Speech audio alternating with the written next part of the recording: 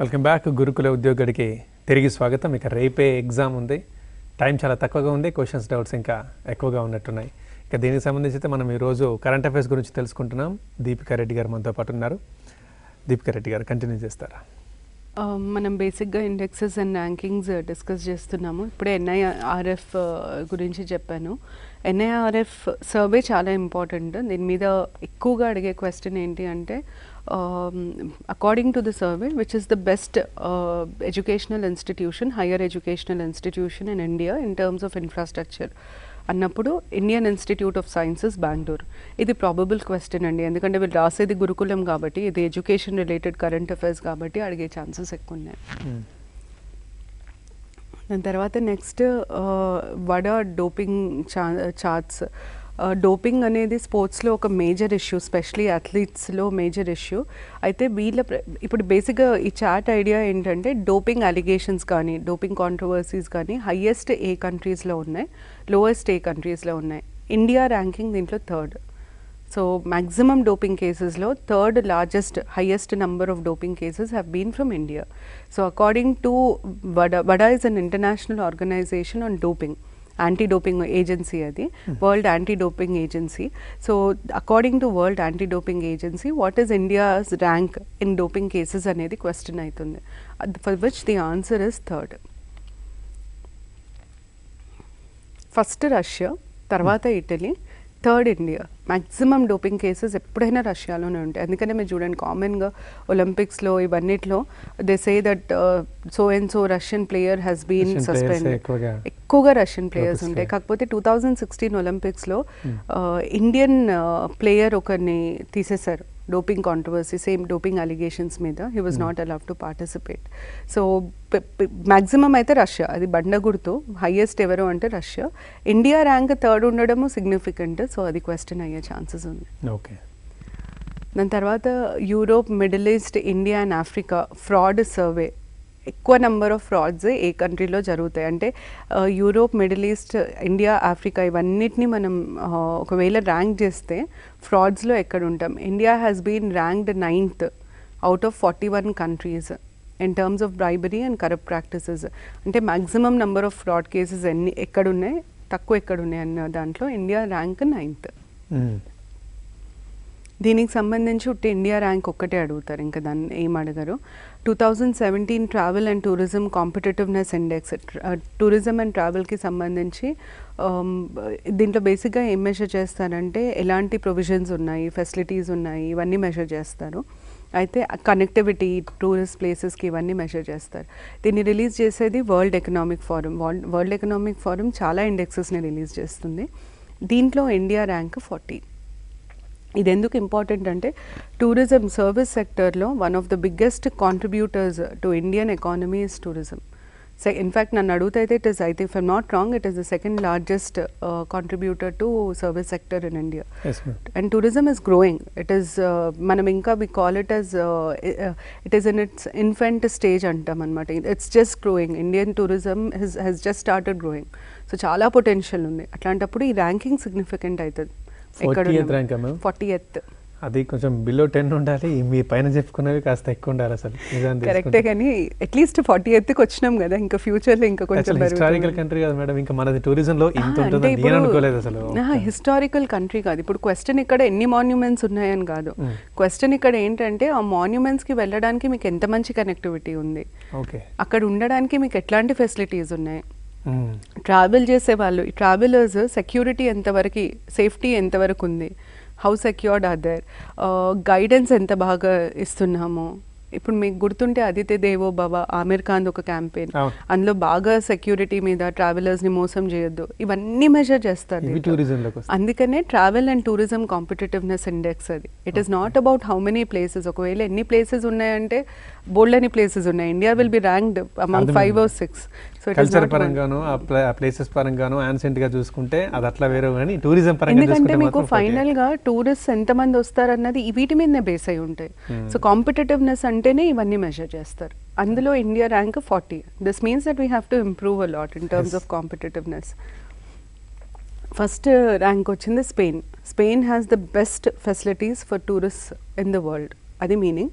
So first rank అడిగే chances ఉన్నాయి, India ranking ఎంత అని అడిగే ఛాన్సెస్ ఉన్నాయి.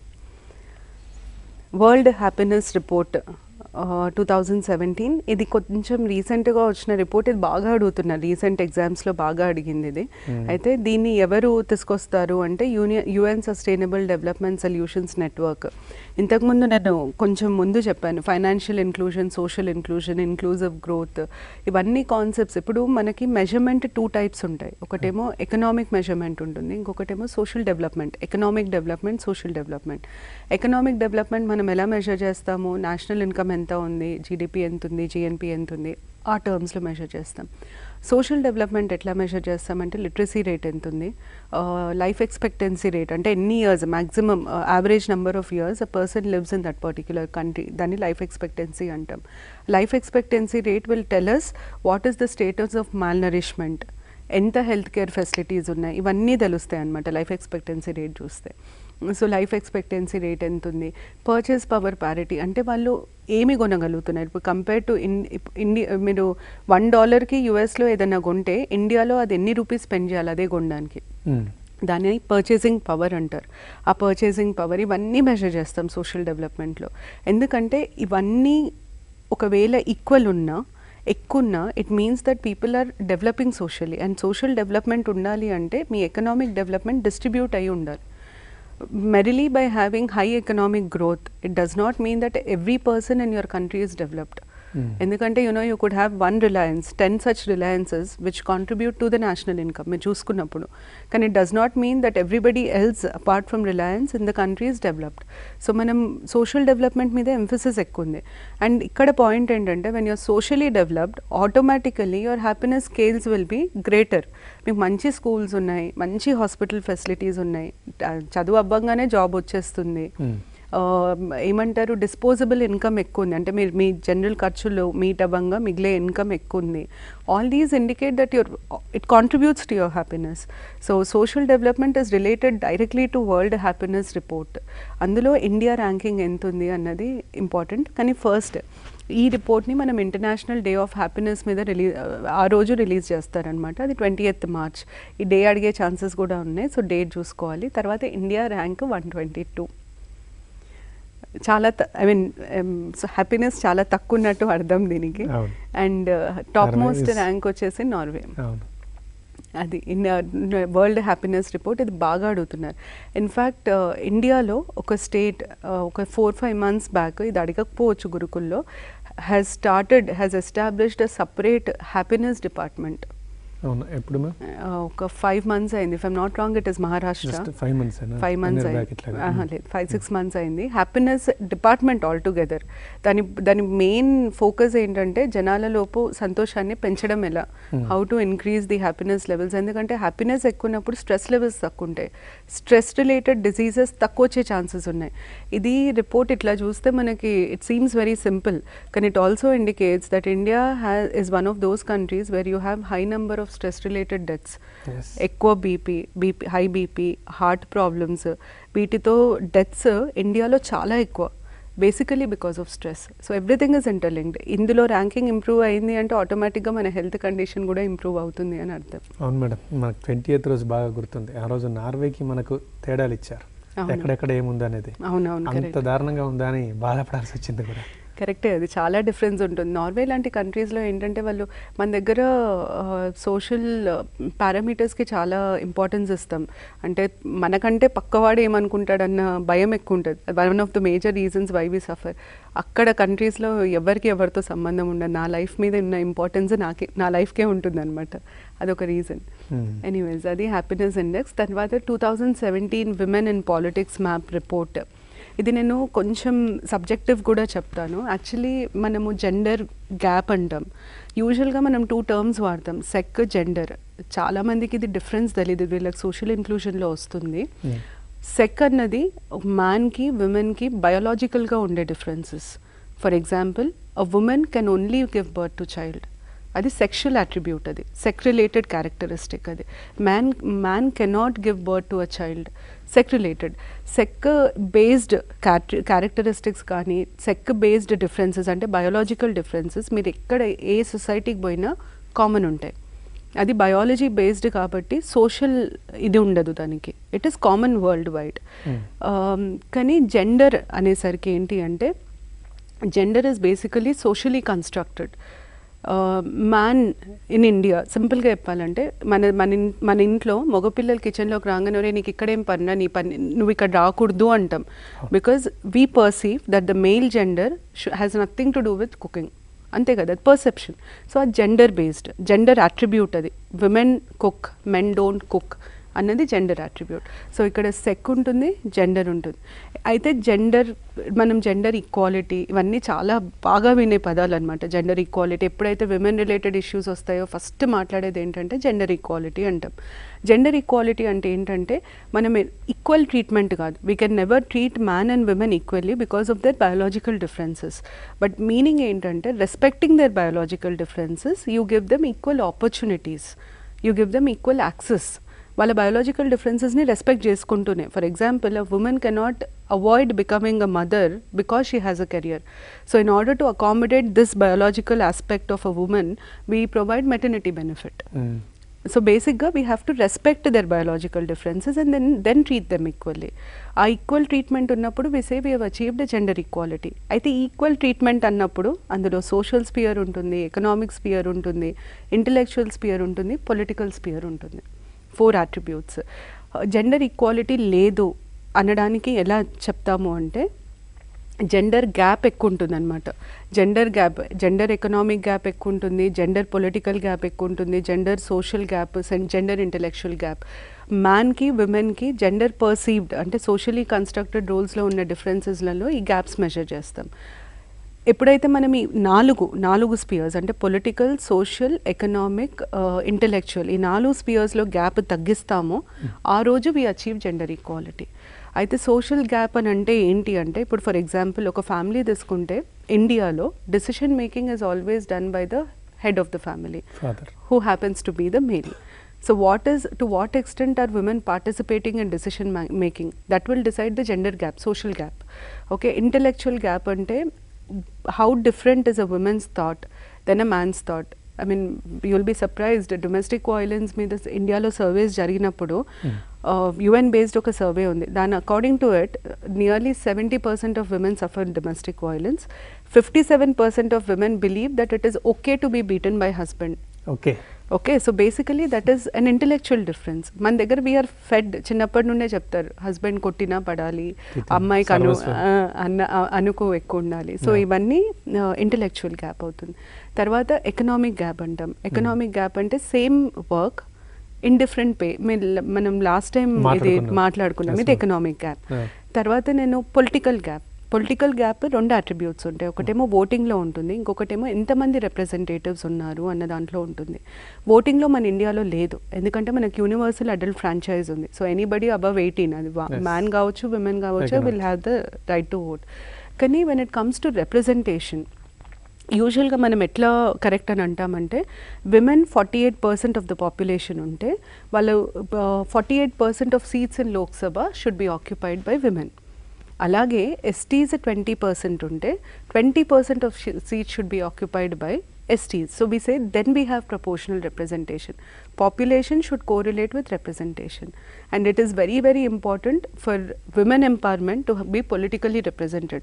And unfortunately, India is one of those countries where you have representation of less than 10%. Okay, ఇప్పుడు ఈ మెజర్మెంట్ అంతా దానికి సంబంధించింది. India is ranked 148. చాలా చాలా లో ర్యాంక్ ఇది actually. And we will be surprised that Rwanda has the highest political equality, gender equality in the world. అయితే ఇండియాలో మనం చూసుకుంటే లోక్సభ ఇప్పుడు 16th లోక్సభలో 64 women are there out of 542 elected members, and రాజ్యసభలో 27 are women. లాస్ట్ టైంకి compare చేస్తే ఇది బెటర్, ఎందుకంటే last time it was only 8 and 9%, ఇప్పుడు 11.8, but still it is considered as lowest in the world wide compare చేస్తే. So దీని మీద question ranking మీద అడిగే ఛాన్సెస్ ఎక్కువ ఉన్నాయి, ఏ ర్యాంక్ అడిగే ఛాన్సెస్ ఎక్కువ ఉన్నాయి. And it's a very important social measure. దాని తర్వాత ఇంపార్టెంట్ డేట్స్, వీళ్ళకి యూజువల్గా డేట్స్ అడుగుతారండి. 25th March ఒక డేట్ ఇంపార్టెంట్. ఇది we celebrate earth hour environment related ఇది. ఎర్త్ ఆర్ అంటే 8:30 to 9:30 ఎక్కడెక్కడైతే మనం అబ్జర్వ్ చేస్తామో 1 hour ఎలక్ట్రిసిటీని స్విచ్ ఆఫ్ చేయాలి. It is basically to say that we are against global warming and we support environmental causes. అయితే earth hour ప్రతి year ఒక్కొక్క day రోజు సెలబ్రేట్ చేస్తాము. ఈ ఇయర్ అది 25th March 2017. ఎర్త్ ఆర్ ప్రతి ఇయర్ ఒక ఫోకస్ ఉంటుంది, ఒక పొల్యూషన్ మీద ఫోకస్ ఉంటుంది. ఈసారి లైట్ పొల్యూషన్ మీద ఫోకస్ ఉండింది. So focus of this year's earth hour was అన్న క్వశ్చన్ వస్తే అది లైట్ పొల్యూషన్ అవుతుంది. దాని తర్వాత మళ్ళీ March 25th has also been observed as International Day of Remembrance of Victims of Slavery and Transatlantic Slave Trade. ఇండియాలో స్లేవరీ చాలా తక్కువ, మనం అంతా చూడలేదు. అంటే మనం ఉట్టి బెట్టి చాకిరి ఒక్కటే మాట్లాడతాం, కన్సిడరబుల్లీ లో. కానీ యుఎస్, ఆఫ్రికా ఇట్లాంటి కంట్రీస్లో slavery was a major issue. So in order to commemorate the victims of slavery we observe March 25th అనమాట. ఇది ఒకవేళ అడిగినా వాళ్ళ నుట్టి ఆ డేట్ ఏంటి అని అడుగుతారు, కానీ దీని థీమ్ అడగరు, ఎందుకంటే ఇది అంత ప్రామినెంట్గా నాలెడ్జ్ ఉండదు ఎవరికి. తర్వాత March 24th world TB day. United to end TB. నేను ఇంతకుముందు కూడా చెప్పాను, టీబీ రిలేటెడ్ న్యూస్లో ఏది వచ్చినా ఇంపార్టెంట్, ఎందుకంటే one of the most biggest health hazards India is facing today is drug resistant TB. మనం డ్రగ్ రెసిస్టెంట్ టీబీ అంటాం. టీబీ ఫస్ట్ టైం వచ్చినప్పుడు మెడిసిన్స్ సరిగ్గా వాడితే అది తగ్గిపోతుంది. ఒకవేళ మెడిసిన్స్ సరిగ్గా వాడకపోతే అది డ్రగ్ రెసిస్టెంట్ అవుతుంది. అంటే మీనింగ్ ఏంటంటే మనం ఎన్ని మందులు వాడినా తర్వాత అది పనిచేయదు. అండ్ ఇండియాలో డ్రగ్ రెసిస్టెంట్ టీబీ చాలా ఎక్కువ ఉంది. అదొక మేజర్ ఛాలెంజ్ గవర్నమెంట్కి. అసలు దాన్ని ఎలా అంటే టైంకి ట్యాబ్లెట్స్ వేసుకోవాలి, అది వేసుకోకపోతే ఇంత సీరియస్ కాన్సిక్వెన్సెస్ ఉంటాయి అన్న అవేర్నెస్ చాలా తక్కువ ఇండియాలో. దానివల్ల యూజువల్గా చాలా మందికి అలవాటు ఉంటుంది, మనం కోర్స్ ఎప్పుడు కంప్లీట్ చేయము.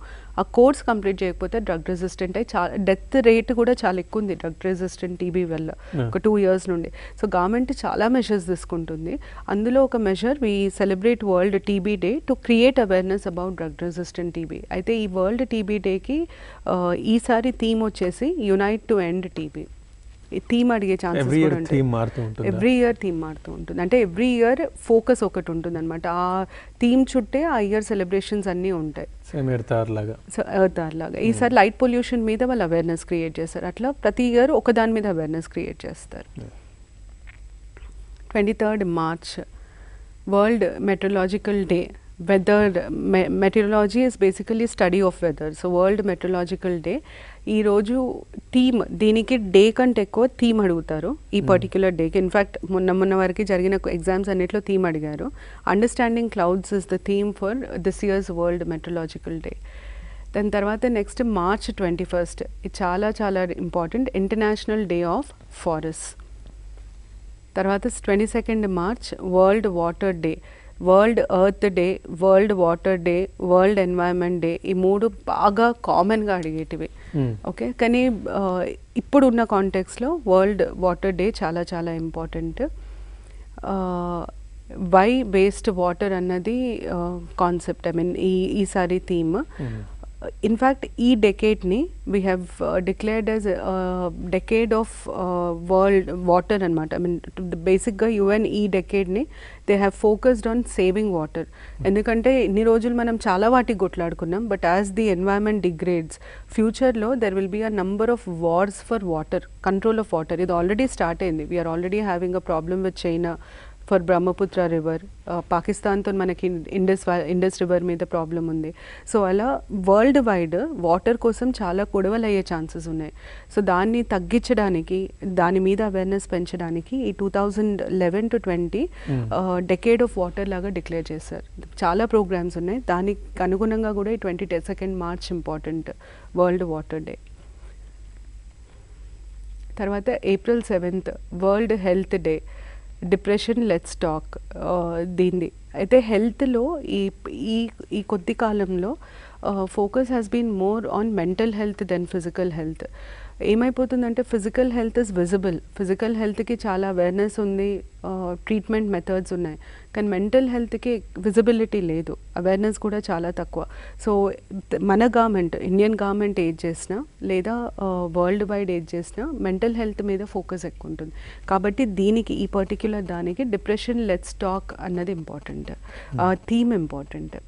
తర్వాత April 10th world homeopathy day. Homeopathy మన దగ్గర బాగా ప్రాక్టీస్ చేస్తారు, బాగా వాడతారు, కాబట్టి ఇది తెలుసుకోవడం better. Enhancing quality research and homoeopathy through scientific evidence, అది థీమ్ అడిగే ఛాన్సెస్ తక్కువ అండి. దీనికి బేసిక్గా డేట్ గుర్తుపెట్టుకోవాలి. ఇవి most important current affairs March ఏప్రిల్కి సంబంధించి. Right ma'am. ఇంకా ఒకటి మాట్లాడదాం. ఒక 3 నెలలుగా మనందరం మాట్లాడుకుంటున్నది, ఫేస్ చేస్తున్నది డిమానిటైజేషన్, పెద్ద నోట్ల రద్దుకు సంబంధించి మనం నవంబర్ నుంచి మనం మాట్లాడుకుంటున్నాం. సరే, ఈ ఇష్యూ మీద మరి అడిగే ఛాన్స్ ఉందా? అది ఆనాటికే చూస్తారా? ఇప్పటికి మనం ఫేస్ చేస్తున్నాం కాబట్టి దాన్ని కరెంట్ అఫైర్ కిందనే చూడొచ్చా? యాక్చువల్లీ డిమానిటైజేషన్ అనేది టిప్ ఆఫ్ ది ఐస్బర్గ్. డిమానిటైజేషన్కి మనము అనలైజ్ చేస్తే right from the day he has become the prime minister, Narendra Modi was preparing us for demonetisation. అయితే దీనికి డైరెక్ట్ క్వశ్చన్ ఒక్కటి అడిగే ఛాన్స్ ఉంది. మొన్న మన డౌట్ సెషన్లో కూడా ఇది క్లియర్ చేశాము.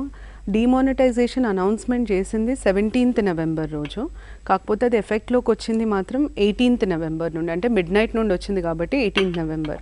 అయితే క్వశ్చన్ ఎప్పటి నుండి ఎఫెక్ట్లోకి వచ్చింది అని అడిగితే అది 18th నవంబర్ మనం ఐడెంటిఫై చేయాలి.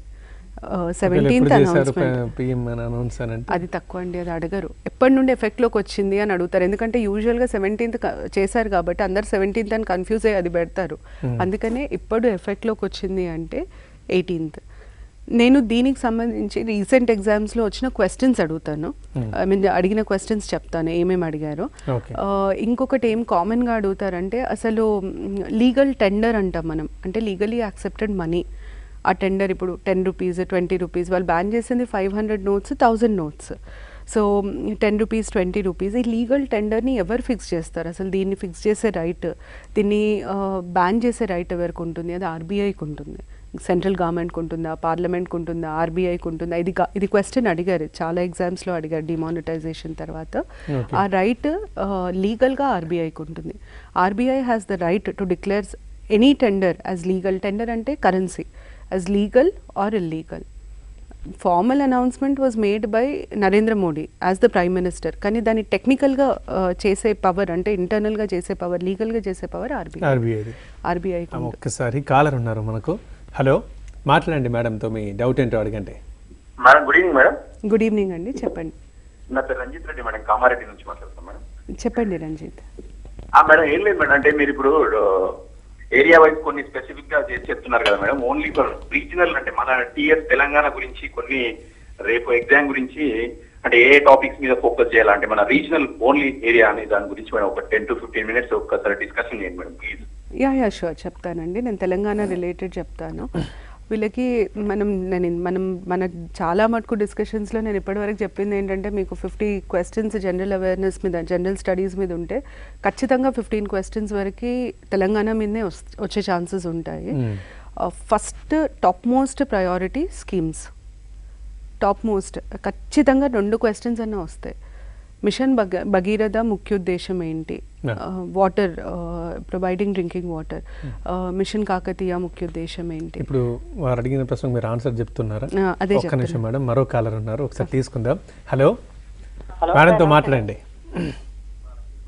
హలో మేడం, అడగండి మీ డౌట్ ఏంటో. నమస్తే మేడం గారు. నమస్తే అండి, చెప్పండి. మేడం గారు, డిజిటల్ చెల్లింపులపై కమిటీ వేశారండి. మళ్ళీ ఒకసారి చెప్పండి, రిపీట్ చేయండి. డిజిటల్ చెల్లింపులపైన కమిటీ వేశారు మేడం గారు. డిజిటలా పేరు చెప్పగలరా? నాకు అర్థం కాలేదు. మళ్ళీ ఒకసారి రిపీట్, కొంచెం స్లోగా. డిజిటల్ అంటున్నారా, డీసెంట్ అంటున్నారా, మీరేంటి? డిజిటల్ చెల్లింపులపై సార్. డిజిటల్ చెల్లింపులపై ఒక కమిటీ వేశారు, కమిటీ పేరేంటి? అంతేనా? డిజిటల్ పేమెంట్స్ గురించి మాట్లాడుతున్నా. Digital payment sir, digital payment. Right. It's okay. Digital payments గురించి కమిటీ హెడ్ నాకైతే ఫ్రాంక్లీ గుర్తులేరు, కానీ అది ఇంపార్టెంట్ యాక్చువల్లీ డిమానిటైజేషన్కి సంబంధించి. ఒక్కసారి చూసుకుంటే నెట్లో తెలిసిపోతుంది. తెలంగాణ రిలేటెడ్ తను అడిగిన దాంట్లో వాళ్ళు ఫస్ట్ చూసుకోవాల్సింది స్కీమ్స్, ఇంపార్టెంట్ స్కీమ్స్. దాని పర్పస్ మీదనే ఎక్కువ క్వశ్చన్స్ అడుగుతున్నారు. దాని తర్వాత లాంచ్ డేట్, దీంట్లో మనకి ఫ్లాగ్షిప్ ప్రోగ్రామ్స్ అంటాం కొన్నిటిని, అన్నీ కాకపోయినా ఇప్పుడు ఆసరా పథకం ఉంది, మిషన్ కాకతీయ, మిషన్ భగీరథ, ఇట్లాంటి ఫ్లాగ్షిప్ ప్రోగ్రామ్స్ మీద ఎక్కువ ఫోకస్ చేయాలి. ఫస్ట్ సెట్ ఇప్పుడు వాళ్ళు రివైజ్ చేయాలంటే నేను ఫస్ట్ అది రివైజ్ చేయమని అడుగుతాను స్కీమ్స్. తర్వాత సెకండ్ ఏంటంటే కొత్త డిస్ట్రిక్ట్స్ ఫామ్ అయినాయి, కానీ కొత్త డిస్ట్రిక్ట్స్ రిలేటెడ్ డేటా అంటే పాపులేషన్ కానీ లిటరసీ కానీ అవేవి ఎక్కడ అవైలబుల్ లేవు. సో దాని మీద వాళ్ళు టైం వేస్ట్ చేసుకోవడం వేస్ట్. బయట ఏమైనా బుక్ దొరికినా అది ఎంతవరకు ఒథెంటికో మనకు తెలియదు. అది ఒథెంటిక్ ఇన్ఫర్మేషన్ సోషియో ఎకనామిక్ సర్వేలో మాత్రమే వస్తుంది. నాకు తెలిసి తెలంగాణ గవర్నమెంట్ ఇంకా సోషియో ఎకనామిక్ సర్వే రిలీజ్ చేయలేదు, అంటే ఇంకా కంపైల్ చేస్తున్న డేటా అని అర్థం. సో దాని మీద అడిగే ఛాన్సెస్ తక్కువ ఉన్నాయి, దాని మీద టైం వేస్ట్ చేసుకోవద్దు. దాని తర్వాత థర్డ్ వాళ్ళు చూసుకోవాల్సింది ఏంటి అంటే జిఐ ట్యాగ్స్ ఉంటాయి, జాగ్రఫికల్ ఇండికేషన్ ట్యాగ్స్. నేను చాలాసార్లు చెప్పాను, పోచంపల్లి సారీస్, సిద్దిపేట గొల్లబామ సారీస్, తర్వాత మనకి పెంబర్తి మెటల్ క్రాఫ్ట్, అట్లా మనకు ఒక 10-12 ప్రోడక్ట్స్కి జిఐ ట్యాగ్ ఉంది. సో ఆ 10-12 ప్రోడక్ట్స్ ఏంటి, అవి ఏ ప్లేస్ ఫేమస్, వాటికి జాగ్రఫికల్ ఇండికేషన్ ఎక్కడ ఏ ప్లేస్కి సంబంధించి ఉంది అన్నది ఒకటి బాగా కామన్గా అడిగేది. తర్వాత ఒకవేళ ఇది నాన్ టెక్నికల్ ఎగ్జామ్ అయి ఉంటే ట్రైబ్స్ గురించి బాగా అడిగేవాళ్ళు, ట్రైబల్ ఫెస్టివల్స్ గురించి అట్లాంటివి అడిగేవాళ్ళు. కానీ నాకు తెలిసి నాన్ టెక్నికల్ కాబట్టి అంతవరకు అడిగే స్కోప్ లేదు. కానీ బతుకమ్మ మీద ఇప్పటికీ కూడా బాగా క్వశ్చన్స్ అడుగుతున్నారు. ఆ బతుకమ్మ ఫస్ట్ 8 days ఉంటాయి కదా, బతుకమ్మ 8 days పేర్లు, దాంట్లో ఏమేమి వాడతాము, ఇట్లాంటివి ఎక్కువ అడిగే ఛాన్సెస్ ఉన్నాయి. ఓకే మేడం, దాని గురించి మాట్లాడదాం. మనకు కాలర్ ఉన్నారు. హలో హలో, మాట్లాడండి మేడం, అడిగండి మీ క్వశ్చన్ ఏంటో. Madam good evening. Madam good evening అండి, చెప్పండి. మేడం ఇప్పుడు కరెంట్ అఫైర్స్ ఉంది కదా మేడం, కరెంట్ అఫైర్స్ లో ఇప్పుడు ఇంటర్నేషనల్, నేషనల్, ఈ ఇంటర్నేషనల్ లో చూసుకుంటే ఎక్కువ ఏదా చూసుకోవాలి మేడం? ఇంటర్నేషనల్ అయితే మీరు ఎక్కువ విజిట్స్, సమిట్స్ మీద ఫోకస్ చేస్తే సరిపోతుందమ్మా. అంటే ఇప్పుడు మన కంట్రీకి ఎవరైనా బయట దేశపు ప్రధానమంత్రి కానీ ప్రెసిడెంట్ కానీ వస్తే అదొకటి నోట్ చేసుకోవాలి. తర్వాత సమిట్ అంటే G20 మీటింగ్, ఇవన్నీ మీటింగ్స్ ఉంటాయి కదా, మీటింగ్స్ జరిగినప్పుడు వాటి వెన్యూస్ ఒకసారి చూసుకోవాలి. దాని తర్వాత థర్డ్ అగ్రిమెంట్స్. ఇప్పుడు ఇండియా ఇంకేదైనా కంట్రీతో ఒక అగ్రిమెంట్ సైన్ చేస్తే ఏ విషయం మీద అగ్రిమెంట్ సైన్ చేసింది. ఇంటర్నేషనల్ దీనికి మించి అడగరు. ఇంకొకటి అపాయింట్మెంట్స్ అడిగే ఛాన్సెస్ ఉన్నాయి. అపాయింట్మెంట్స్ కూడా చాలా పెద్ద ఆర్గనైజేషన్స్కి మాత్రమే అడుగుతారు, చిన్న చిన్న అపాయింట్మెంట్స్ మిమ్మల్ని అడగరు. నెక్స్ట్ కాలర్ ఉన్నారు. హలో, మాట్లాడండి మేడంతో. Hello hello, good evening. Good evening sir, నేను రాజేష్ మాట్లాడుతున్నాను. ఓకే, అడగండి మేడంని మీ క్వశ్చన్ ఏంటో. మేడం గారు, చెప్పండి రాజేష్. మేడం ఇందాక మీరు డిమానిటైజేషన్ అది ఇంప్లిమెంటేషన్ 17th అని చెప్పారు. నేను 17th అని చెప్పలేదండి, 18th అని చెప్పాను. అనౌన్స్మెంట్ 17th వచ్చింది, ఇంప్లిమెంట్ అయ్యింది 18th నుండి. I have a doubt on that. Actually that 7th Rajesh గారు మాట్లాడండి, టీవీ చూడొద్దు, మీరు మాట్లాడండి. 7th రోజు అనౌన్స్మెంట్ చేస్తుంది మేడం. 8th నుంచి ఇంప్లిమెంట్ చేశారని నేను చదివాను న్యూస్ పేపర్ లో. నవంబర్ 8th రోజు 7th, 17th, 8th, 18th confusion ఉంది. But as far as I have checked 17th రోజు అనౌన్స్మెంట్ వచ్చి 18th రోజు ఇంప్లిమెంట్ అయింది. 12 and 30, 42 లేదు మేడం, 7-8 అనుకుంటా. 7-8 డేట్స్ ఫ్రాంక్లీ గుర్తుండడం కొంచెం కష్టము. 60 days దగ్గరగా. అదే 50 days మనకి ఛాన్స్ ఇచ్చారు మేడం. అవునవును. 50 days అంటే 7th, 8th. సో ఈ ఒక 20 రోజులు 30. ఎగ్జాక్ట్లీ 50. సో 7-8 కరెక్ట్ అండి. మీరు చెప్పినట్టు రాజేష్ గారు 7th రోజు అనౌన్స్మెంట్ వచ్చింది, 8th నుండి ఫోర్స్లోకి వచ్చింది. సో ఒకవేళ వాళ్ళు అడిగితే 8th డేట్స్ గుర్తుపెట్టుకోవడం కొంచెం కష్టం. బేసిక్గా మా ఫీల్డ్ నేను సివిల్స్కి చెప్తాను కాబట్టి మాకు అనాలిసిస్ ఎక్కువ ఉంటుంది, ఫ్యాక్చువల్ ఇన్ఫర్మేషన్ మీద ఫోకస్ చాలా తక్కువ. సో ఫ్యాక్ట్స్ పీపీటీస్ వరకు అయితే వెరిఫైడ్ ఫ్యాక్ట్స్, మిగతా అన్ని నాకు ఒకవేళ డౌట్ ఉంటే నేను ముందే ఇది డౌట్ ఉంది అని చెప్తాను. అయినా మేడం ఇప్పుడు దాంట్లో కావాల్సింది ఆ ఎఫెక్టివ్ డేట్ అనేది కావాలి. సో సో అంటే దీంట్లో పెద్ద కన్ఫ్యూజన్ లేదండి, మనకు కావాల్సిన వాళ్ళకి ఎక్కితే సరిపోతుంది. అవును. 8th 7th లేదు 17th 18th అనే 17th 18th మనం దగ్గర చెప్పింది అయితే అర్థమైంది. సరే డేట్ కొంచెం కన్ఫ్యూజ్ అయినా డేట్ వాళ్ళు చూసుకుంటారు, రైట్. ఈ ఎఫెక్టివ్ అయితే వాళ్ళకు ఎక్కింది, అది చాలండి. అది మనకి దాని తెలంగాణ తర్వాత తెలంగాణ మీద నెక్స్ట్ క్వశ్చన్స్ ఫార్మేషన్ అండి. ఫార్మేషన్ మీద అడిగే ఛాన్సెస్ ఉన్నాయి. నేను ఒక 10-15 పాయింట్స్ అంటే క్వశ్చన్స్ చెప్తాను, మోస్ట్ రిపీటెడ్ క్వశ్చన్స్. ఒక్కసారి చూసుకుంటే బెటర్. వీళ్ళు మనకి 3 అజిటేషన్స్ జరిగినాయండి ఫార్మేషన్లో. 3 మెయిన్ తెలంగాణకి సంబంధించి ముల్కీ అజిటేషన్స్. ఒకటేమో 1952లో జరిగింది, 1969 ఒకటి, తర్వాత 2001-14 until the formation of Telangana state. 1952కి సంబంధించి వీళ్ళని క్వశ్చన్స్ ఎలా అడుగుతారంటే, అసలు 1952 అజిటేషన్ ఎక్కడ స్టార్ట్ అయింది? హనంకొండలో స్టార్ట్ అయింది. ఎవరు స్టార్ట్ చేశారు? స్టార్ట్ చేసింది స్టూడెంట్స్. కానీ స్టార్ట్ చేయడానికి రీజన్ ఏంటంటే టీచర్స్ని బదిలీ చేశారు, టీచర్స్ని ట్రాన్స్ఫర్ చేశారు, కాబట్టి స్టూడెంట్స్ అజిటేషన్ స్టార్ట్ చేశారు. ఓకే, దాని తర్వాత 1952 అజిటేషన్లో ముఖ్యమైన సంఘటన, most important event city college incident. So city college incident ఎప్పుడు జరిగింది? 1952కి సంబంధించి మోస్ట్ ఇంపార్టెంట్ ఇన్సిడెంట్ ఏంటి అంటే సిటీ కాలేజ్ ఇన్సిడెంట్. అది ఏ డేట్ జరిగింది అది ఒకటి చూసుకోవాలి. దాని తర్వాత 1969 అజిటేషన్ అప్పుడు సీఎం ఎవరు ఉండే అది అడుగుతారు. దాని తర్వాత సారీ నేను 1969 చెప్పాను, 1952 మనం మాట్లాడేది. 1952లో సీఎం ఎవరు ఉండే అడుగుతారు. దాని తర్వాత నెక్స్ట్ 1952లో స్టూడెంట్స్ అందరూ కలిసి ఒక యూనియన్ ఫామ్ చేశారు. దాని లీడర్ ఎవరు ఉండే? బుచ్చయ్య గారు అని ఒక లీడర్ ఉండే, అదొకటి అడుగుతారు. 1952కి సంబంధించిన అజిటేషన్ తర్వాత ఒక కమిటీని అపాయింట్ చేసింది government, justice Jagannatha Rao committee. So ఆ పేరు అడుగుతారు. సో 1952కి సంబంధించి place where it started, reason for 1950, immediate reasons చాలా ఉన్నాయి మనం చెప్పుకుంటూ పోతే, కానీ immediate reason, most important cause, trigger అంటాం కదా, ఆ ట్రిగర్ ఏంటి? Who was the CM at that point of time? What was the most important incident in 1952 agitation? అది city college incident. And what was the name of the committee which was appointed to investigate the city college firing? Or 1952 related committee అన్నా కూడా justice Jagannatha Rao committee. ఇంతవరకు 1952. వీళ్ళు గుర్తుపెట్టుకోవాల్సింది ఏంటంటే డెప్త్కి వెళ్ళొద్దు, పైనే చదవాలి. ఫార్మేషన్ కూడా ఇంపార్టెంట్ పాయింట్స్ అంటాం కదా, అవి చదవాలి. ఇన్ఫ్యాక్ట్ నా సజెషన్ ఏంటంటే ఒక్కసారి Group 2 పేపర్ 4 చూసుకుంటే వాళ్ళు మోస్ట్ ఇంపార్టెంట్వే కవర్ చేశారు. ఆ క్వశ్చన్స్ చూసుకుంటే ఐమ్ షూర్ ఒక్కటన్నా మళ్ళీ రిపీట్ అయ్యే ఛాన్స్ ఉంటుంది. ఓకే, అది 1952. ఓకే మేడం, 69 మాట్లాడడానికి ముందు ఒక కాలర్ ఉన్నారు. హలో, మాట్లాడండి మేడంతో. హలో హలో, మేడంతో మాట్లాడండి.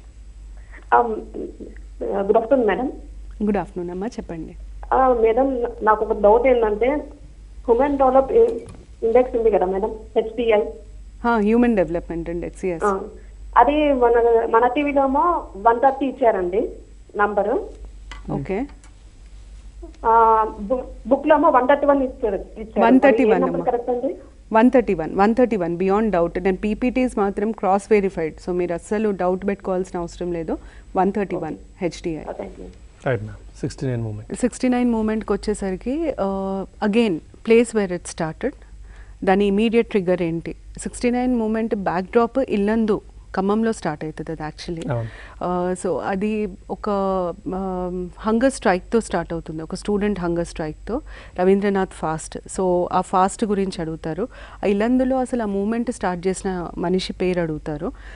దాని తర్వాత ఈ మూమెంట్ హైదరాబాద్కి ఎప్పుడు స్ప్రెడ్ అయింది, ఫస్ట్ ఫైరింగ్ ఎప్పుడు జరిగింది, ఆ ఫైరింగ్లో చనిపోయే మనిషి కంటే ఎక్కువ ఎక్కడ జరిగింది? ఫస్ట్ ఫైరింగ్ నేను అనేది శంషాబాద్లో జరిగింది. ఫస్ట్ డెత్ సదాశివపేటలో జరిగింది, అంటే ఫస్ట్ మార్టర్ ఆఫ్ 1969 సదాశివపేటలో. ఓకే, దాని తర్వాత ఇనీషియల్గా 1969 అజిటేషన్ని పొలిటికల్ పార్టీస్ సపోర్ట్ చేయలేదు, కానీ తర్వాత డైరెక్ట్గా పార్టిసిపేట్ చేశాయి. TPS Telangana Praja Samithi through participate చేసినాయి. సో పొలిటికల్ పార్టీస్ పార్టిసిపేట్ చేసినాయి. అప్పుడు first minister to resign supporting 1969 agitation Konda Laxman Bapuji garu, అదొకటి ఇంపార్టెంట్. దాని తర్వాత ప్రైమ్ మినిస్టర్ 1969 అజిటేషన్ అప్పుడు హైదరాబాద్ విజిట్ చేశారు. The prime minister then was Indira Gandhi. కంపల్సరీగా అప్పుడు ప్రైమ్ మినిస్టర్ ఎవరు, సీఎం ఎవరు చూసుకోవాలండి. Prime minister Indira Gandhi. తను ఎప్పుడు వచ్చారు? 1969 అజిటేషన్ ఎండ్ అవ్వడానికి తను అనౌన్స్ చేసిన పాయింట్ ఫార్ములా ఇప్పుడు 5 పాయింట్ 6 పాయింట్ 8 పాయింట్ 3 ఉన్నాయి. ఏది ఎప్పుడు వచ్చినాయి, ఏది అజిటేషన్ తర్వాత ఏది వచ్చింది అని అడిగే ఛాన్సెస్ ఉంటాయి. సో 1969కి సంబంధించి ఇంతవరకు చూసుకోవాలి. తర్వాత ఇంకొకటి బాగా గమనించుకోవాల్సింది జెంటిల్మెన్స్ అగ్రిమెంట్. జెంటిల్మెన్స్ అగ్రిమెంట్లో కొన్ని కీ పాయింట్స్ ఉన్నాయి, అవి ఒక్కసారి చూసుకోవాలి. అంటే ఇప్పుడు ఫర్ ఎగ్జాంపుల్ మినిస్ట్రీ ఉందనుకోండి, 60% ఏపీ నుండి 40% టీఎస్ నుండి ఉండాలి, తెలంగాణ రీజన్ నుండి సీఎం డెప్యూటీ సీఎం. తర్వాత తెలంగాణ రీజనల్ కమిటీకి దేని మీద పవర్స్ ఉంటాయి, దేని మీద పవర్స్ ఉన్నాయి, ముల్కీ రూల్స్ ఎన్ని రోజుల వరకు implement, 5 years at a time. So ఇవన్నీ కొన్ని చూసుకోవాలి. ముల్కీ అంటే ఎవరు, డెఫినేషన్ 12 years జెంటిల్మెన్స్ అగ్రిమెంట్లో. సో ఇట్లాంటి కొన్ని పాయింట్స్ జెంటిల్మెన్స్ అగ్రిమెంట్ కంపల్సరీగా చూసుకోవాలి. 2001 to 14కి వచ్చేసరికి టీఆర్ఎస్ పార్టీ ఆవిర్భావం, దాని తర్వాత గర్జనలు జరిగినాయి చాలా. సింగళూరు గర్జన, గర్జనలన్నీ ఎప్పుడెప్పుడు జరిగినాయి క్రొనాలజీ అడిగే ఛాన్సెస్ ఉంటాయి. దాని తర్వాత పొలిటికల్ పార్టీస్ ఏవి సపోర్ట్ చేసినాయి, సపోర్ట్ చేయలేదు. ఇప్పుడు మనము ఎప్పుడైతే పార్లమెంట్లో బిల్లు ప్రవేశపెట్టినామో ఏ పొలిటికల్ పార్టీ సపోర్ట్ చేసినాయి, ఏ పొలిటికల్ పార్టీ సపోర్ట్ చేయలేదు, అదొకటి అడుగుతారు. తర్వాత టీడీపీ స్పెసిఫిక్గా ఎప్పుడు సపోర్ట్ చేసింది, ప్రణబ్ ముఖర్జీ కమిటీ ఇప్పుడు 2001 నుండి 2014 వరకు ఒక 3-4 కమిటీస్ని కాన్స్టిట్యూట్ చేశారు. కమిటీ ఎప్పుడు కాన్స్టిట్యూట్ చేశారు అదొకటి చూసుకోవాలి. జియోస్ కొన్ని ఉన్నాయి, 610 జియో అని చెప్పి, జియో నంబర్ 36 అని చెప్పి. 36 GO was one of the reasons for 1969 agitation. అది పెరగడానికి, ఇంటెన్సిఫై అవ్వడానికి. So GO number 36, GO number 169, free zone 14F, section 14F of presidential order, ఇవన్నీ ఎప్పుడెప్పుడు వచ్చినాయి అన్నవి అడిగే ఛాన్సెస్ ఉంటాయి. ఈ పైన పాయింట్స్ అవుట్లైన్ మాత్రం చూసుకుంటే సరిపోతుంది. అండ్ ఈ అవుట్లైన్ నుండి వాళ్ళకి ఫార్మేషన్ మీద కనీసం ఒక 3-4 క్వశ్చన్స్ వస్తాయి. ఐ స్టిల్ సజెస్ట్ ఒక్కసారి గ్రూప్ 2 పేపర్ చూసుకుంటే ఐమ్ ష్యూర్ ఒక్కటన్నా రిపీట్ అవుతుంది.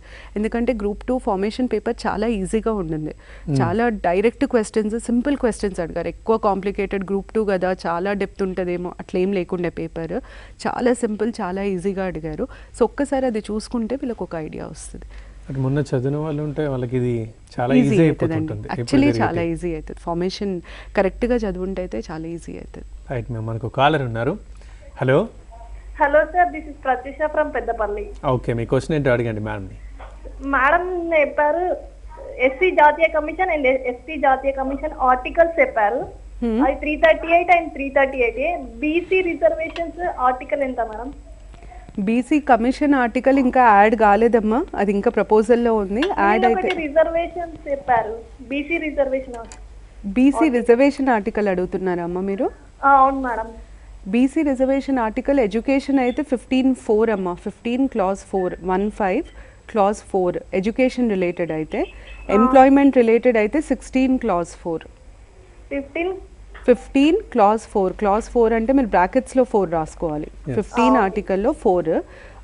ఎంప్లాయ్మెంట్ రిలేటెడ్ రిజర్వేషన్ అయితే 16 ఆర్టికల్లో 4. 15(4) ఎడ్యుకేషన్.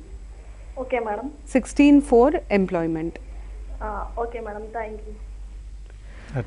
ఈ అమెండ్మెంట్ ఇంపార్టెంట్ అండి. మోస్ట్ లైక్లీ క్వశ్చన్ ఇది. 123rd constitutional amendment bill is related to what? National commission for backward classes. ఇది నాకు తెలిసి మోస్ట్ ప్రాబబుల్ క్వశ్చన్, ఎందుకంటే పాలిటీలో మోస్ట్ ఇంపార్టెంట్ డెవలప్మెంట్ అది రీసెంట్ టైమ్స్లో. ఓకే మ్యామ్, ఇప్పుడు ఇట్లా క్లాసుల గురించి మాట్లాడితే డౌట్ వస్తుంది. ఈ మధ్య కాలంలో జరిగిన ఈ న్యాయ వ్యవస్థకు, చట్ట వ్యవస్థకు సంబంధించిన మార్పులు ఏంటి? యాక్ట్స్ ఏమైనా కొత్తగా, లాస్ ఏమైనా కొత్తగా వచ్చాయి? వీళ్ళకి సోషల్ లెజిస్లేషన్స్ ఎక్కువ ఇంపార్టెంట్. మనం సోషల్ లెజిస్లేషన్స్ అంటే సోషల్ డెవలప్మెంట్కి సంబంధించిన లెజిస్లేషన్, సోషల్ ప్రాబ్లమ్స్ని అడ్రస్ చేసే లెజిస్లేషన్స్ 3 ఉన్నాయండి. ఒకటేమో చైల్డ్ లేబర్ యాక్ట్ అమెండ్ అయింది, ఇది వీళ్ళకి సోషల్ ఎక్స్క్లూజన్లో కూడా వస్తుంది. సెకండ్ ఏంటంటే జువెనైల్ జస్టిస్ యాక్ట్ ఒకటి అమెండ్ అయింది. దాని తర్వాత third persons with disabilities act కొత్తగా వచ్చింది, రిప్లేస్ చేశారు పాత యాక్ట్ని. ఈ 3 ఇంపార్టెంట్. ఇందులో 2-3 పాయింట్స్ నేను ఏవేవైతే ఇంపార్టెంటో చెప్తాను.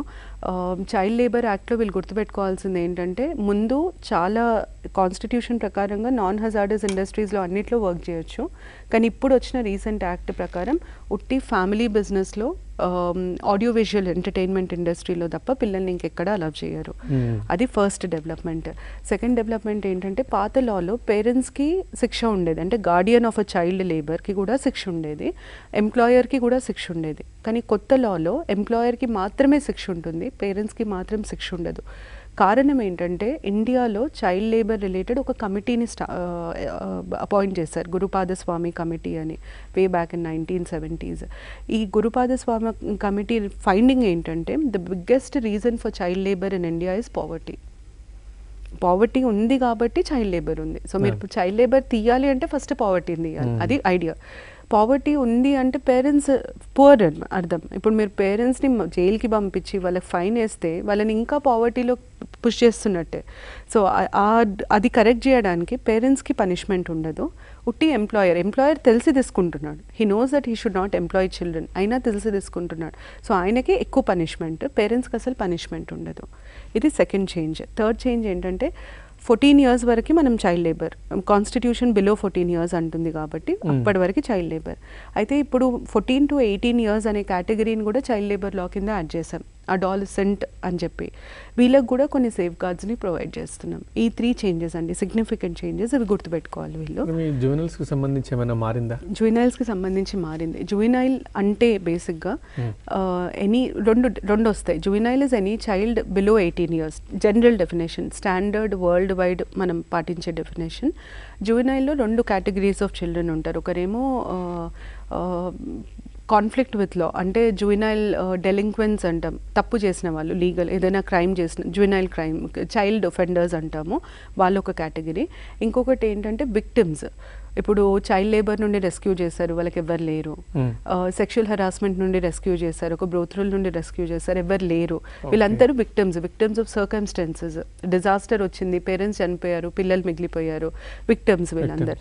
సో విక్టిమ్స్ ఉంటారు, చైల్డ్ ఒఫెండర్స్ ఉంటారు.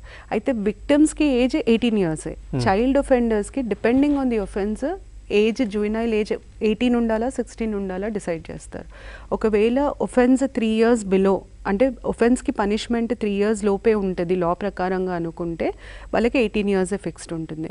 ఒఫెన్స్ లా ప్రకారంగా ఆ ఒఫెన్స్కి 3 to 7 years పనిష్మెంట్ ఉంది అనుకుంటే వాళ్ళ ప్రవర్తన బట్టి వాళ్ళని జువెనైల్గా ట్రీట్ చేయాలా అడల్ట్గా ట్రీట్ చేయాలా డిసైడ్ చేస్తుంది జువెనైల్ జస్టిస్ బోర్డ్.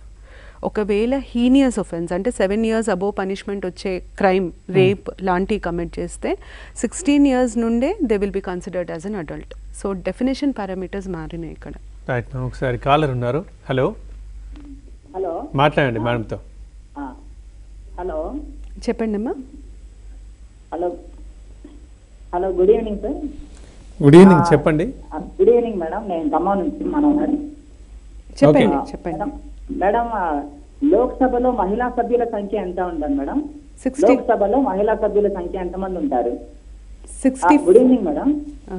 ఓకే మీరు క్వశ్చన్ అడిగారు, 1 minute మేడం ఆన్సర్ చెప్తున్నారు, వినండి. 64 ఇప్పుడైతే. మహిళల సంఖ్య ఫిక్స్డ్ ఉండదండి, ప్రతి ఇయర్ చేంజ్ అవుతూ ఉంటుంది. ఇప్పుడున్న డేటా ప్రకారం అయితే 64 విమెన్ ఎంపీస్ ఉన్నారు లోక్సభలో. Right madam. అయితే ఇప్పుడు ఇంతకుముందు మనం మాట్లాడుకున్నది తీసుకుంటే, మరి ఇప్పుడు నిర్భయ ఇన్సిడెంట్ తీసుకుంటే కనుక అది రేపే కదా, దారుణమే కదా. మరి ఆ అబ్బాయికి అది జువెనైల్ యాక్ట్ ఎప్పుడైనా కాన్స్టిట్యూషన్ ప్రకారంగా క్రిమినల్ లాస్ ప్రాస్పెక్టివ్ ఉంటాయి. అంటే మీరు క్రిమినల్ లాని బ్యాక్డేట్ చేయడానికి వీలుండదు. నేను ఇవాళ లా చేసి అది నిన్నటి నుండి ఇంప్లిమెంట్ అవుతుంది అంటే కుదరదు క్రిమినల్ లాకి. నేను ఇవాళ లా చేస్తే అది రేపటి నుండే ఇంప్లిమెంట్ అవుతుంది. ఇది కొత్త మార్పు మీరు ఇప్పుడు చెప్తున్నది. అంతకుముందే క్రైమ్ జరగబడింది, అంతకుముందే క్రైమ్ జరిగింది కాబట్టి నిర్భయ కేసుకి అది ఇంప్లిమెంట్ కాదు. అది ఒక సేఫ్ గార్డ్, ఫండమెంటల్ రైట్స్ కింద వస్తుంది. అది పోస్ట్ ఫ్యాక్టో లాస్, అంటే ఆ ఇష్యూ జరిగినాక దాన్ని మీరు క్రైమ్ అని డిక్లేర్ చేయడానికి వీలుండదు.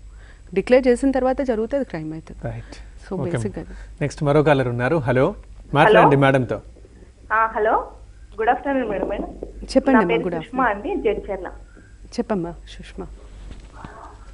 హలో చెప్పండి సుష్మా గారు. టీవీ చూడొద్దు మేడం, వింటున్నారు, డైరెక్ట్ గా క్వశ్చన్ అడగండి. Okay sir. మేడం, జిఎస్టీ గురించి ఆర్టికల్స్ అడుగుతారా లేకపోతే పర్సెంటేజెస్ ఉన్నాయి కదా మేడం 4 types, అవి అడుగుతారా? దేనికి సంబంధించి? జిఎస్టీకి సంబంధించి పాలిటీలో అయితే మీకు ఒకటే ఆర్టికల్ అడుగుతారమ్మా. ఒకవేళ అడిగితే 279A జిఎస్టీ కౌన్సిల్ గురించి. పర్సెంటేజెస్ స్లాబ్స్ జనరల్గా అడగొచ్చు, 8%, 12%, 18%, 22%.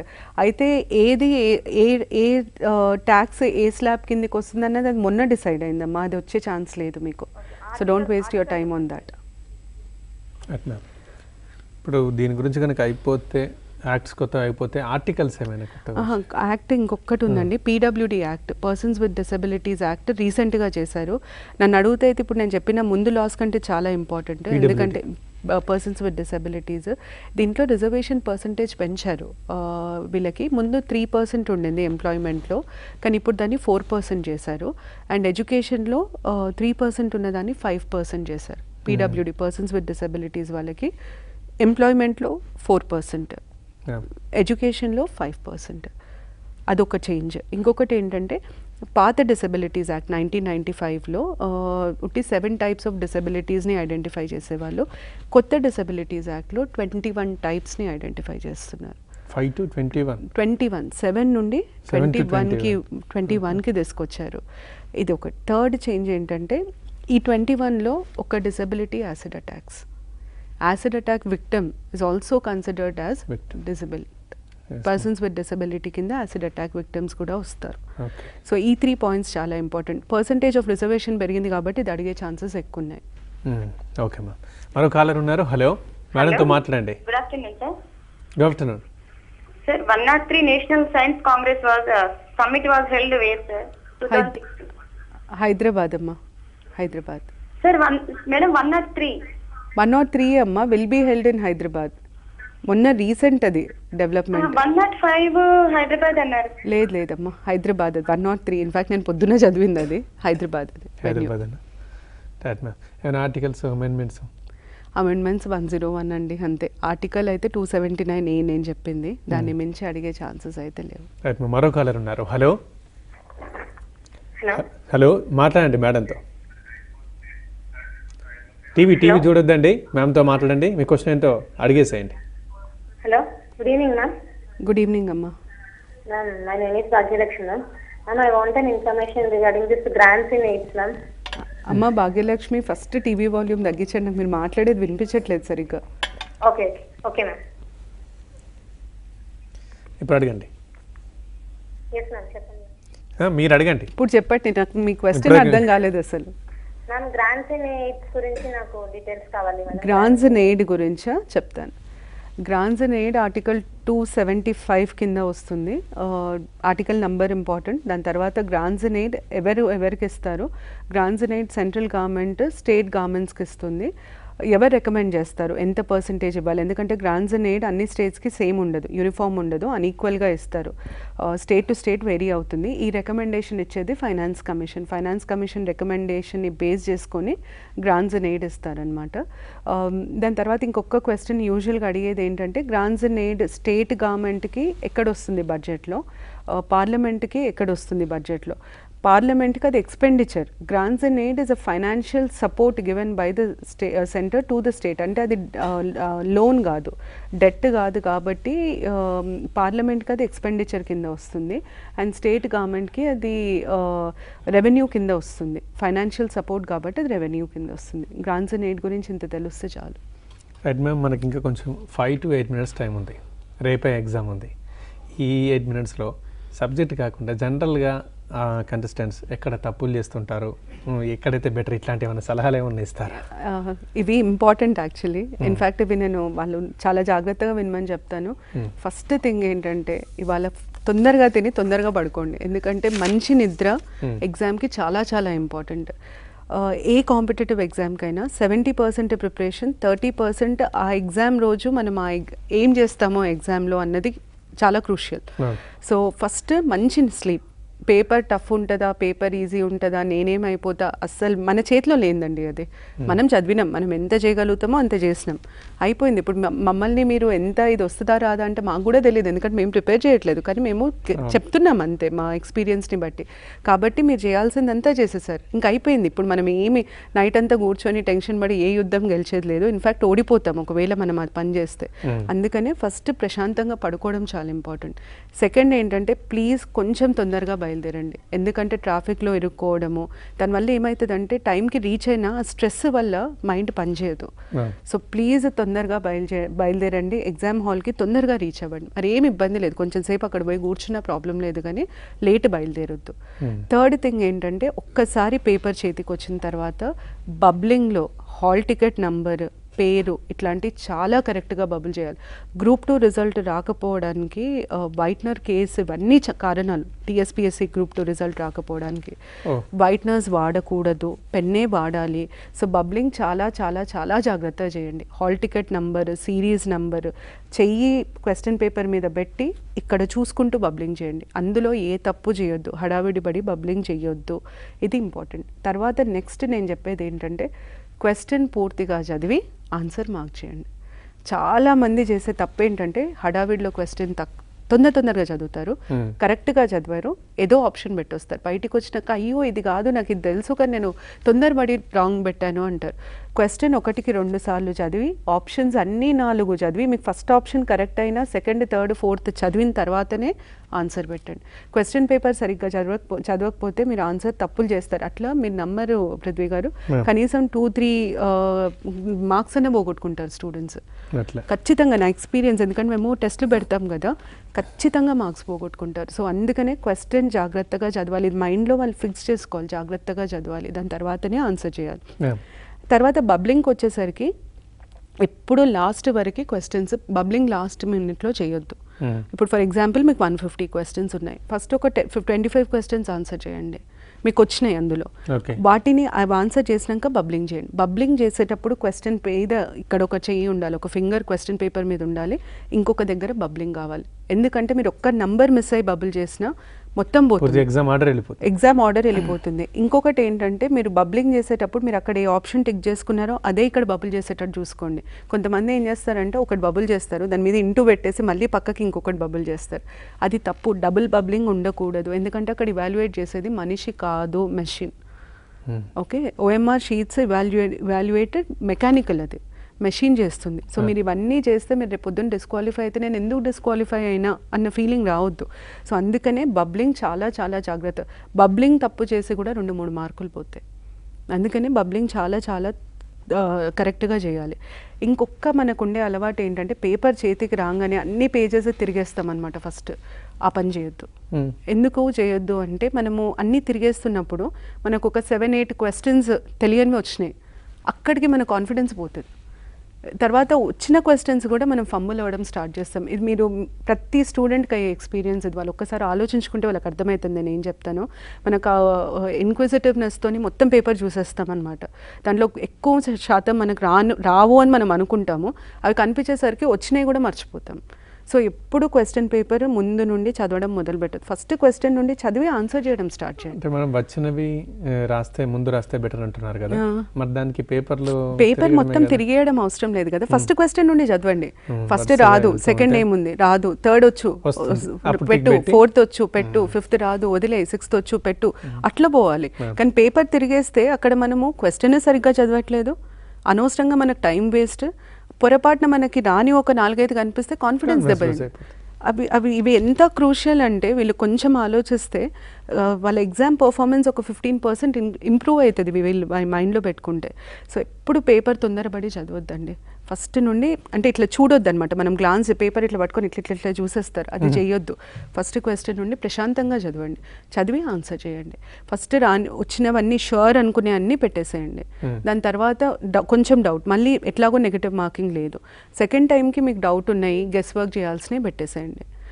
ఇది మీరు ఎగ్జామ్కి ఫాలో అవ్వాల్సిన, ఎగ్జామ్ హాల్లో ఫాలో అవ్వాల్సిన ప్యాటర్న్. హాల్ టికెట్, పెన్ కంపల్సరీగా తీసుకెళ్ళాలి, కంపల్సరీగా చెక్ చేయాలి. మీకు ఒకవేళ మర్చిపోయే అలవాటు ఉంటే ఇంట్లో వాళ్ళనన్నా గుర్తు చేయమని చెప్పండి. ఎందుకంటే ఇవన్నీ ఏమైపోతాయి అంటే మీకు మళ్ళీ ఎవరైనా తెచ్చిస్తారేమో, కానీ ఆ కొంచెం సేపటికి మీరు పడే ప్రెషర్ ఎగ్జామ్ని ఎఫెక్ట్ చేస్తుంది. అందుకని ఇవన్నీ కొంచెం లాస్ట్ ఆఖరి 10-20 నిమిషాలు దేనికన్నా యూజ్ చేసుకోవాలన్నా అంటే లాస్ట్ మినిట్లో కూడా ఇంకా మనం చేస్తూ ఉంటారు. అది ఏమవుతుందంటే యూజువల్గా ఇప్పుడు కొత్త ట్రిక్ ఒకటి ప్లే చేస్తున్నారు పబ్లిక్ సర్వీస్ కమిషన్ వాళ్ళు. ఆ ట్రిక్ ఏంటంటే ఎక్కువ టైం ఇచ్చేస్తున్నారు ఎగ్జామ్కి. ఎక్కువ టైం ఇస్తే ఏమవుతుందంటే మీరు ఫస్ట్ టైం చదివినప్పుడు మీరు కరెక్ట్ ఆన్సర్ పెడతారు, 4 సార్లు చదివేసరికి మీ ఆన్సర్ మీద మీకే డౌట్ వస్తుంది. చాలా మటుకు అవుతుంది ఇది. అందుకనే నేను ఏమన్నాను, మీరు మళ్ళీ 2 టైమ్స్ చదవండి, షూర్గా ఉన్నవి పెట్టేసేయండి అన్న. 2 టైమ్స్ ఇస్ డీసెంట్. 4-5 టైమ్స్ అదే క్వశ్చన్ చదివి వచ్చింది కూడా రాకుండా తప్పు పెట్టి అరే ఇదా అని కన్ఫ్యూజన్ మొదలుపెట్టి అది చేయకూడదు. ఒకసారి if I think that I finish the paper 15-20 minutes ఉన్న పేపర్ పక్కకు పెట్టి కూర్చోవడం బెటర్. రిలాక్స్డ్గా డివైడ్ చేసుకొని టైం చేయాల్సిన పని అది. ఫస్ట్ హడావిడి పడిపోయి లాస్ట్కి రిలాక్స్ అవ్వడము వేస్ట్, ఫస్ట్ రిలాక్స్డ్గా చేసి లాస్ట్కి హడావిడి పడిపోవడము వేస్ట్. ఒక్కసారి ఆన్సర్ చేసినాక మళ్ళీ దాన్ని తిరిగేసి అప్పుడే మనం ఇట్లా ఇంటూ కొట్టి పక్కకి ఇంకొక రౌండ్ చేస్తాం, అది చేయకూడదు. ఇప్పుడు ఇంతకుముందు మీరు పాయింట్స్ చెప్తూ ఒక మాట చెప్పారు చాలా ఇంపార్టెంట్. అభ్యర్థులు చేసే తప్పిదాల వల్ల కూడా రిజల్ట్స్ లేట్ అయ్యే ఛాన్స్ ఉంటుందా? ఇప్పుడు నేను ఇది కాంట్రవర్షియల్ అవుతుందండి, నేను ఎవరి తప్పు అని నేను మాట్లాడను, కొంత అదొక రీజన్ అయితే ఉంటుంది. కానీ ఒక్కటైతే నిజం, ఇన్స్ట్రక్షన్స్ చాలా క్లియర్. డబుల్ బబ్లింగ్ ఉండకూడదు. బబ్లింగ్ కూడా మా దగ్గర OMR షీట్స్ ఇస్తాం మేము ఎగ్జామ్ కండక్ట్ చేసేటప్పుడు ఇన్స్టిట్యూషన్లో. వీళ్ళు ఏం చేస్తారంటే సగం బబుల్ చేస్తారు, హాఫ్ మూన్ లాగా ఉంటుంది అది, నెలవంక అంటారు కదా, అట్లా ఉంటుంది అనమాట. ఆ బబ్లింగ్లు చెల్లవు. నీట్గా బబుల్ చేయాలి, కంప్లీట్గా సర్కిల్ కంప్లీట్గా బబుల్ చేయాలి. ఓపిక ఉండదు, తొందరగా అది ఏందో సగం బబుల్ చేసి వదిలేస్తారు. అవన్నీ ఇప్పుడు రిజల్ట్ లేట్ అవుతుంది, అదంతా సెకండరీ. కానీ పొరపాటున పేపర్ డిస్క్వాలిఫై అయితే ఎవరికి నష్టం? ఎవరి ఎఫర్ట్ పోయింది? ఇన్ని రోజులు చదివిన స్టూడెంట్ ఎఫర్ట్ పోతుంది. సో వాళ్ళ ఇండివిజువల్ ఇంట్రెస్ట్లో వాళ్ళు ఆలోచించుకొని చేయాల్సింది. సో అట్లాంటివి పెడితే మాత్రం వాళ్ళకే మంచిది, వాళ్ళకే మంచిది. ఇప్పుడు ప్రతి స్టూడెంట్ ఇవన్నీ జాగ్రత్తలు పాటిస్తే మార్క్స్ సేవ్ అయితే, మార్క్స్ పోవు, డిస్క్వాలిఫై అయ్యే ఛాన్సెస్. డిస్క్వాలిఫై అంటే సింపుల్గా 2-3 అట్లా ఉన్నాయనుకోండి, మెషిన్ దాన్ని యాక్సెప్ట్ చేయదు. నాకు పర్సనల్ ఎక్స్పీరియన్స్ ఉందండి. మా IIM టాపర్ ఉండే నా student, he was our safest bet for civil services. అబ్బాయిది ప్రిలిమ్స్ క్లియర్ కాలే because of double bubbling civil services. Abbai was one of the best students. Today he's heading a Fortune 500 company as a CEO. So అందుకనే ఇంతగానే ఒత్తి చెప్పడానికి కారణం అది. మేము ఒకసారి all the best చెప్తారా ఫైనల్ గా? All the very best to all of you. Hope all success to all the students. కాకపోతే నేను చెప్పినట్టు ప్లీజ్ టెన్షన్ పడకండి, దేవుడికి బాగా దండం పెట్టుకొని బాగా రాయండి ఎగ్జామ్. రేపు మార్నింగ్ ఉంటుంది అందరికీ దండం పెట్టే కార్యక్రమాలు. రైట్, మొత్తానికి అయితే మన థ్యాంక్ యూ దీపికా రెడ్డి గారు మన సలహాలు సూచనలు ఇచ్చినందుకు, ఈ సబ్జెక్ట్కి సంబంధించి అదేవిధంగా ఎగ్జామ్కి సంబంధించి కూడా మంచి టిప్స్ ఇచ్చినందుకు. ఇప్పటిదాకా మన టీవీ తెలంగాణ ప్రసారం చేసిన వీడియోలు చూసారు కదా. మొత్తానికైతే మన టీవీ తెలంగాణ కూడా మీకు ఆల్ ది బెస్ట్ చెప్తుంది. రేపు ఎగ్జామ్ బాగా రాయాలని కోరుకుంటుంది. ఇది వాళ్ళ స్పెషల్ ప్రోగ్రామ్. నమస్తే.